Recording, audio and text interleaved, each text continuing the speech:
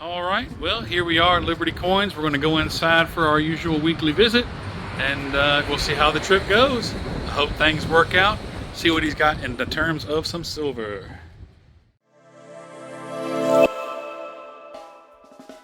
I appreciate you taking the time to do this little video with me. No problem. But yeah, just wondering if you could, just tell me how you got started, what got you into all this, because you've been at it a long time.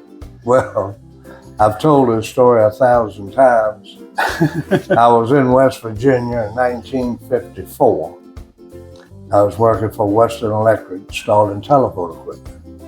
And I met this girl, and of course, 2 months later, we decided to get married. Wow, that's quick. It is quick. And I'll tell you later why. But anyway, we were on the way to get our wedding bands. Okay.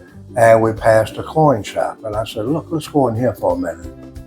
So I go in there and I buy 10 Indian head pennies. I pay 10 cents a piece, $1. We come out on the street. She looked at me and said, quote, "That is the stupidest thing I've ever seen a human being do in my life. Pay $1 for 10 cents. Well, the look on my face must have said it all, because she immediately started apologizing. I was on the way to Pittsburgh, Kansas, to go to Pittsburgh Teachers College. Okay. And I said I should have kept going. But 33 years later, I finally broke up with her. And she got all of my damn collection, over $1 million. Did she get those original 10 cents? She got it all. You still had them? Yeah. Wow. Oh, God, yeah. I had to add it to it over the years. Good Lord, yes. But that's how I got to start saving coins. Well, how'd you end up in the actual industry as a business? One thing led to another. I worked for Bill Wilkinson, Martin Coin. I was working for Planters Peanuts at the time, and I had 6 weeks vacation in 1955. My wife had a day and a half.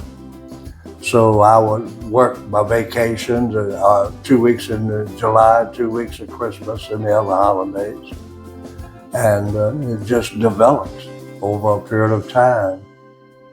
That's awesome. Well, I know you told me before you've been here for over 30 years in this building. Yeah, well, my brother started this business. I helped him get it started 38 years ago.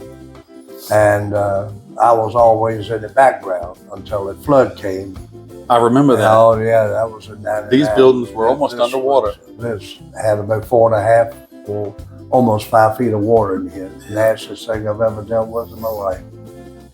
And we didn't lose any jewelry. We just washed it. The coins we washed. We lost a lot of 14 karat, 18 karat pocket watches. Really? Yeah, we salvaged the gold. Yeah, but you lost the mechanism. Yeah, and my library, I had books I can't even replace it. Been 23, 24 years ago, and I haven't been able to replace half of them. Yeah, it's been a hot minute. I was living where I'm at now, and so I remember all that. Yeah. Down there, the town we were in turned into an island. They had the National Guard had to bring in generators by boat to power the town. Same thing happened over here.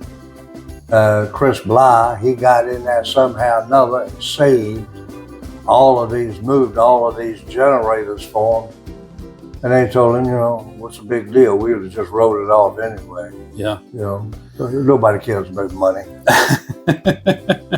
Well, speaking of money, what do you think about how crazy things are getting now with the financials?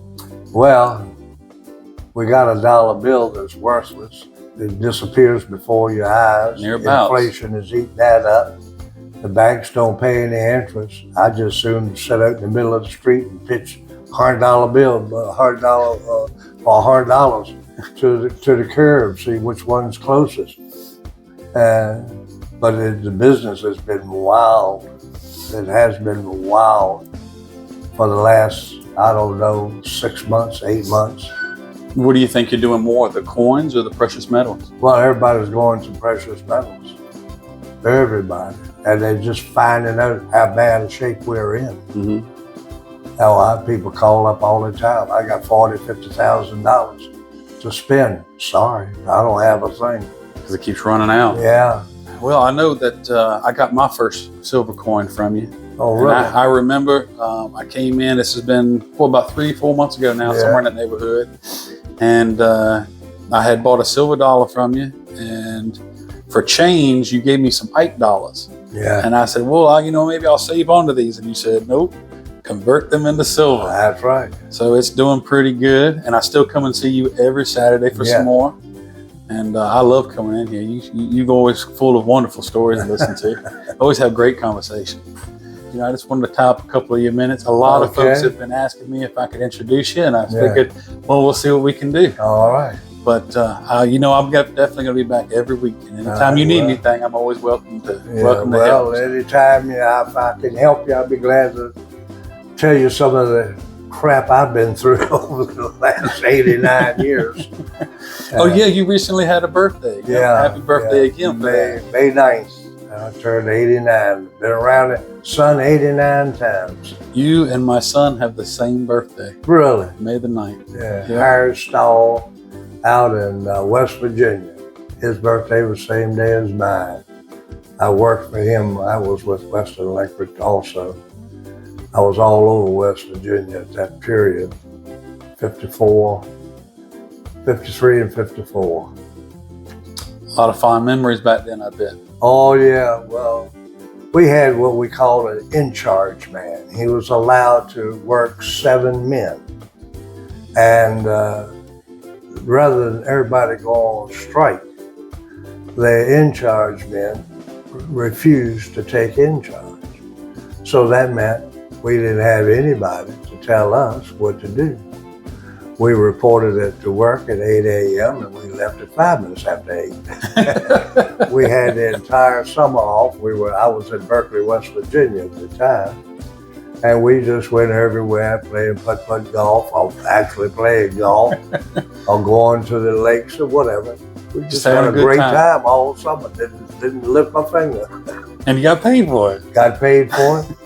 Yeah, got paid twice as much. My travel, I got more money for traveling than I did for salary. Really? Oh God, yes. Wow. Yeah, I was flush a whole summer.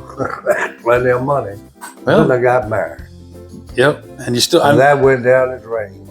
Well, I know you're married now, and I know you get to go home and see her for lunch every day. I've had lunch with my wife every day for the last 31 or 32 years. It's fantastic. Yeah. But I appreciate it, and we'll come back and see you again. Okay. Thank you kindly. You're welcome.